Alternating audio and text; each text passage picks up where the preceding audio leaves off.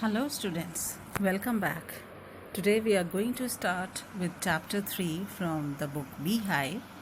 This is The Little Girl by Catherine Mansfield. Students, The Little Girl is a story about a girl who was used to get, fearful of her father. And the author here wants to tell us that children share a very important bond of love with their parents. Although when they are small, they are young, they do not feel that their parents love them because their parents show some strictness, and many of the actions of the parents seems unjustified to them.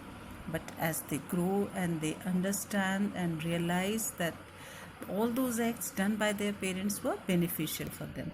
So here in this story also you feel that the little girl who earlier used to feel very scared of her father, how she started loving and appreciating him. So let's begin with that. To the little girl, he was a figure to be feared and avoided. Every morning before going to work, he came into her room and gave her a casual kiss, to which she responded with "Goodbye, father," and oh, there was a glad sense of relief when she heard the noise of the carriage growing fainter and fainter down the long road. So, students, you can make out that right in the first paragraph, the author is showing that she used to have a sense of relief when she realizes that her father has left for the work, and every day the only thing that was between them was a casual kiss when her father used to go to his office. In the evening, when he came home, she stood near the staircase and heard his loud voice in the hall. "Bring my tea into the drawing room. Hasn't the paper come yet? Mother, go and see if my paper's out there and bring me my slippers." So, all these sentences spoken by the father were like, in a very harsh tone. The little girl, Kezia, used to feel that, father is always angry. So that kind of feeling she had, that kind of image she had in her mind. So Kezia, mother would call to her, "If you are a good girl, you can come down and take off father's boots." Slowly, the girl would slip down the stairs, more slowly still across the hall, and push open the drawing room door. By this time, he had his spectacles on and looked at her over them in a way that was terrifying to the little girl.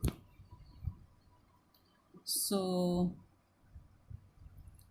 Kezia's mother, would call her out and ask her to remove her father's boots, because here now it's shown that Kezia's mother always wanted that the girl should be closer to her father, she should communicate with him.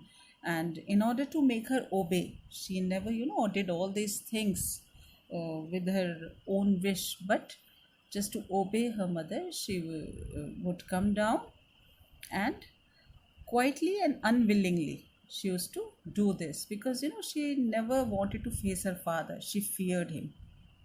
And she used to see that her father is sitting in the drawing room wearing his specs, and he looked at Kezia with his specs, and the way he looked at her, she used to get terrified, because she always used to feel that his staring is always full of anger. "Well, Kezia, hurry up and pull off these boots and make them outside. Have you been a good girl today?" Now, Kezia was reluctant. She never wanted to come in front of her father. So, her father would tell her to hurry up and remove his boots, and he always used to ask if she behaved nicely or not. Don't know, father. And Kezia, she was so fearful of her father, she used to start stammering because she was not confident. She was so fearful. "You don't know? If you stutter like that, mother will have to take you to the doctor." Now, Kezia's father trying to copy her and stammers like she did. And and he used to say that if you will behave that way, then your grandmother or Kezia's father's mother had to take her to the doctor. She never stuttered with other people, had quite given it up, but only with father, because then she was trying so hard to say the words properly. So here, students, the writer tells us that Kezia never stammered. And stammering is a problem related to your psychology. And same thing happened with Kezia. She never stammered while she spoke to other people. It was only when she spoke to her father that she lacked confidence. And that is why she tried very hard to speak properly and she stammered. What's the matter? What are you looking so rushed about? Mother, I wish you taught this child not to appear on the brink of suicide. Here, Kezia, carry my teacup back to the table carefully. Now, Kezia's father's conversation with his daughter was always with anger or with harsh tone, and Kezia feared that only, and he would always ask, his mother that she should teach Kezia to behave in a better way. And Kezia always felt that father is unhappy with her, and then he hands her his teacup and asks her to place it back on the table. He was so big, his hands and his neck, especially his mouth when he yawned. Thinking about him alone was like thinking about a giant. So, this is the vision that Kezia has for her father. She feels that her father was so big, like a giant, and she thought that her father, was so huge, and especially when he yawned, it seems as if he was a huge monster. So, you used to vision him as a monster. On Sunday afternoons, grandmother sent her down to the drawing room to have a nice talk with father and mother. But the little girl always found mother reading and father stretched out on the sofa, his handkerchief on his face, his feet on one of the best cushions, sleeping soundly and snoring. So, not only the weekdays, even the Sundays were like that. Mother was busy with her work, and father, as she used to observe, that he was spending his time in the drawing room, and father, stretched out on the sofa and his handkerchief on his face. He's trying to sleep, and he used to snore also. She sat, she sat on the stool, gravely watched him until he woke and stretched and asked the time, then looked at her. Don't stare so, Kezia. You look like a little brown owl. So when Kezia's father was asleep, she would just sit on a stool and watch him till he wake up. And when he woke up, he would compare Kezia to a little brown owl. He would say that Kezia was staring at him. One day, when she was kept indoors with a cold, her grandmother told her that father's birthday was next week and suggested she would make him a pincushion for a gift out of a beautiful piece of yellow silk. Now, Kezia was not well. She was suffering from cold and was supposed to stay at home. So, her grandmother suggested that as her father's birthday is approaching and you are also at home, so she should try to make a birthday gift for him from a silk fabric. So, laboriously with a double cotton, the girl stitched three sides. But what to fill it with? Now, for cushions, as you all know, students, you need something, to fit in so that they become soft. And she was wondering what to put it in the bag. The grandmother was out in the garden and she wandered into mother's bedroom to look for scraps. Now, as a young girl, she was thinking that what to put inside. So she just went into her mother's bedroom and tried to look here and there that what she can put inside the cushions, as she was confused. So what she saw on the bed table, she discovered a great many sheets of fine paper, gathered them up, tore them into tiny pieces, and stuffed her case, then sewed up the fourth side. So now Kezia, being a small girl and very young, she didn't know what the things kept here and there. So she saw that there were, heap of sheets of paper. So what she did, she just gathered all the sheets, tore them into small pieces, and stuffed those pieces into the cushion. And then she stitched the fourth side, as the fourth side has to stitch, otherwise everything will come out. And So this is how she prepared a birthday gift for her father. So we can relate this kind of act to young children because unknowingly they do these kind of things, though their intentions are good. The intention was not to harm anyone but to take out the best for her father. That night, there was a hue and cry in the house. Father's great speech for the Port Authority had been lost. Rooms were searched, servants questioned. Finally, mother came into Kezia's room. Kezia, I suppose you didn't see some papers on a table in our room? Oh, yes, she said. I tore them up for my surprise. So, how innocently the girl, she admitted that yes, she saw the papers, and she also told that she tore them up for the surprise that she is going to give to her father as a birthday gift. What? Screamed mother. Come straight down to the dining room this instant. Now, as soon as the mother heard this, she was furious and she screamed at Kezia and told her to come straight down to the dining room right then. And she was dragged down to where father was pacing to and fro, hands behind his back. Now,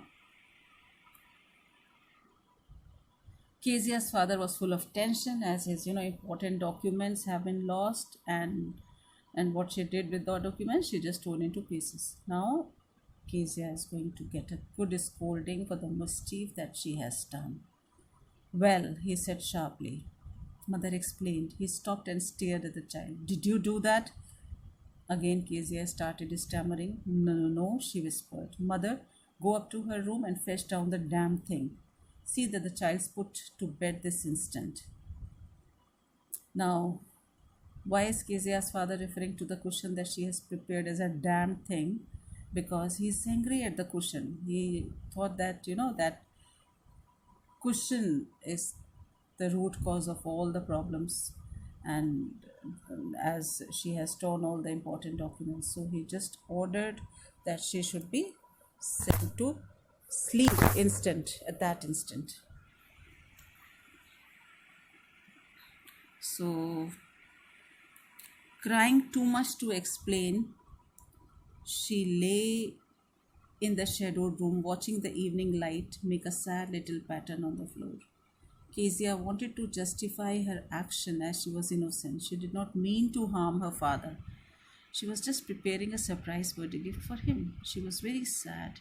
She had been happy that, she had prepared a surprise for her father and he would like it. But on the other hand, accidentally, she has committed a disaster. Then father came into the room with a ruler in his hands. I'm going to beat you for this, he said. Oh no, no, she screamed, hiding under the bedclothes. Now Kezia's father told her that he is going to beat her with a ruler. Kezia was so scared that she tried to hide under the sheets. He pulled them aside. Sit up, he ordered, and hold out your hands. You must be taught once and for all and not to touch what does not belong to you. Now, here we come to know that, Kezia's father was being very strict with her. He was punishing her because he wanted Kezia to know this thing once for all, that she should not touch that thing that does not belong to her. He wanted to teach her a lesson that is going to benefit in her future life. Now she was a small child and she might think that her father is being very harsh on her, but her father is trying to teach her that she should not touch anything that is not hers, and if she wants to take that, she should first take the permission. But it was for your birthday. Now again Kezia is stammering. Down came the ruler on her little pink palms, but father didn't hear. He just hit the palms of her hand with the ruler. Hours later, when grandmother had wrapped her in a shawl and rocked her in the rocking chair, the child clung to her soft body. Now, Kezia's father beat her up and she got a good beating and she was so afraid. And after that, many hours later, her grandmother wrapped her in a shawl and she was trying to pacify her. She was trying to say, that everything is being done for your benefit. And then she just clung to her grandmother. What did God make fathers for? She sobbed. Kezia was still not comfortable. She was not being pacified. She was not agreeing. And she was crying and asked that why fathers are there? Why God have made such fathers? She hated her father. She knew that her father is very strict and she was heartbroken. Here is a clean hanky, darling. Blow your nose. Go to sleep, pet. You'll forget all about it in the morning. I tried to explain to father, but he was too upset to listen tonight. Now, when she asked all these questions to her grandmother just said that, you know, that your father loves her, and she was trying to explain to him the reason for tearing the sheets of paper, but she said that father didn't listen, and he just wanted to teach her a lesson. But the child never forgot. Next time she saw him, she quickly put both hands behind her back and a red color flew into her cheeks. Now, Kezia's never forgot that beating now, and whenever she used to see her father approaching, she would, out of fear, she would keep her hands behind her back because she had this feeling that again her father is going to hit her. And out of fear, her cheeks also got full of red color. The McDonalds lived next door. They had 5 children. Looking through a gap in the fence, the little girl saw them playing tag in the evening. The father with the baby Mao on his shoulders, 2 little girls hanging on to his coat pockets, ran round and round the flower beds, shaking with laughter. Once she saw the boys turn the hose on him, and he tried to catch them laughing all the time. Now, here the writer, tells about Kezia's neighbors. That the Kezia's neighbors, they were the McDonald's, and there was a family, and in the McDonald's they had 5 children, and Kezia would peep at them through a hole in the fence. She would see that that the family had a lot of fun, and they played a game called tag. Tag is a children's game of catching one another, like we play catch. So all the children along with their father would have a lot of fun. And there was this little baby Mao who used to sit on Mr. McDonald's shoulders, and the 2 little daughters that he had would hang on to his coat pockets, and they were so attached to their father. And then they used to play in the garden. They used to run around the flower beds, and one day, she also observed that the little sons of Mrs. McDonald opened the hose on him, and they opened the water pipe and tried to make him wet. But Mr. McDonald was not angry with them. He tried to catch them and he was laughing. So all these things, seemed very strange for Kezia because her father was just the opposite of Mr. McDonald. Then it was she decided there were different sorts of father. Then she just concluded that she thought that maybe God has made different kinds of people on earth, so her father is different. Suddenly one day mother became ill, and she and grandmother went to hospital. So one day what happened that Kezia's mother fell ill and she was taken to the hospital, and the grandmother also went along with her. Now the little girl was left alone in the house with Elise, the cook. That was all right in the daytime, but while Elise was putting her to bed, she grew suddenly afraid. Now Kezia was all alone at home with the cook. The name of the cook is Elise. And though in the daytime she was okay, but at night she got little scared. What will I do if I have a nightmare? She asked. Kezia asked Elise that if she had a bad dream while sleeping, what is she going to do as she is all alone? So you just go to sleep, child, said Elise, putting off her socks, and don't you scream and wake your poor pa. So Kezia's father was sleeping in the next room, and Elise told Kezia to sleep quietly. She removed Kezia's socks and asked her not to scream if she sees a bad dream. She warned her not to scream and wake her father, but Kezia was helpless. But the same old nightmare came. The butcher with a knife with a rope, who came nearer and nearer, smiling and dreadful smile, while she could not move, could only stand still, crying out, "Grandma, Grandma!" She woke shivering to see father beside her bed, a candle in his hand.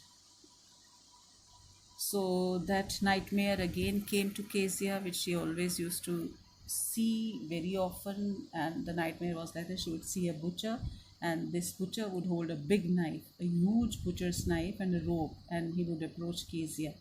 And he was having a dreadful smile on his face. And once Kezia would see him, she would feel that she was unable to move. And she was so much scared of him and terrified to see the butcher. And in the dream, she started crying and she called for her grandmother. And when Kezia woke up, she opened her eyes. She saw that she was shivering and trembling, and she saw that her father was standing next to her bed, holding a candle in his hand. "What's the matter?" he said. Now he asked Kezia what was the matter, why she was screaming. "Oh, butcher, a knife. I want Granny." And she told that she had a nightmare in which she saw that a butcher was there, and she asked for her grandmother. Here shows that she was very close to her grandmother. A newspaper was on the bed. He put away the paper, then carefully tucked up the child. Kezia's father lay her in his bed next to him and covered her with the top sheets. Now he lay down beside her, half asleep, still with the butcher's smile all about her, it seemed. She kept close to him, snuggled her head under his arm, held tightly to his shirt. Now Kezia felt her father's affection, and so she went close to him. She felt secure with him, she felt comfortable with him. She snuggled herself towards her father and she held his shirt tightly so that she would not feel scared again. And now Kezia had overcome her fear of the father. Then the dark did not matter. She lay still. Now, once Kezia was with her father, she was no longer afraid, and she was very comfortable with her father. Tired out, he slept before the little girl. A funny feeling came over her. Poor father, not so big after all, and with no one to look after him. He was harder than grandmother, but it was a nice hardness, and every day he had to work and was too tired to be Mr. McDonald. She had torn up all his beautiful writing. She stirred suddenly and sighed. Now, with this gesture of her father, her whole feelings, you know, it changed into affection towards her father. She felt that her father was a poor man. He worked so hard, and who worked hard, and for the family, and his heart was full of love for her. She realized that she had torn up his important documents, and that is why he shouted at her, he scolded her. And she realizes that she had been wrong, and that is why her father had beaten her. He had been so strict with her. "What's the matter?" asked her father. "Another dream?" Although Kezia's father was asleep, he heard her sigh. He heard the sound that Kezia made, and asked her what the matter was. Was she again watching a bad dream? "Oh," said the little girl, "my head's on your heart. I can hear it going." "What a big heart you have got, father dear." Now, Kezia replied to her father that she had placed her head on her father's heart and she could hear his heart beat. And she complimented her father that he had a big heart. So, Kezia is showing her love for her father, as she had realized that her father also loved her, though his actions were strict, his voice was harsh, but finally she realized that her father was a loving man and had a generous heart, and whatever he was doing it for his family.